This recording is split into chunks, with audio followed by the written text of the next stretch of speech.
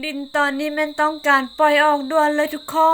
นไผเนาะจะได้เป็นเจ้าของดินตอนนี้ ดินเป็นดินงามๆเลย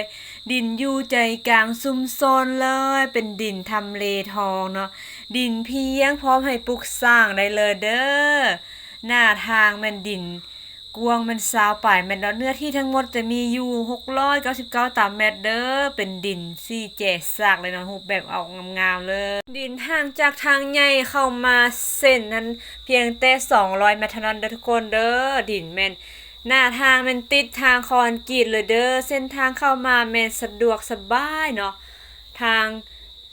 เป็นทางที่ปู่คอนกรีตให้ฮอดดินเลติดอยู่ยหน้าดิในตัวนเลยเมืองทุกเลยเด้อคนใกล้โรงเรียนใครที่ดงสนใจมาเบิ่งได้เด้อ ๆทุกคน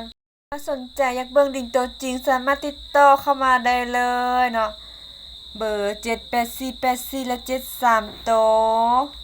ขี่ห่างจากทางง่ายเข้าไปหาดินเพียงแต่100-200เมตรก็ฮอดดินแล้วเด้อทุกคนเด้อดินงามๆดินทำเลทองเนาะ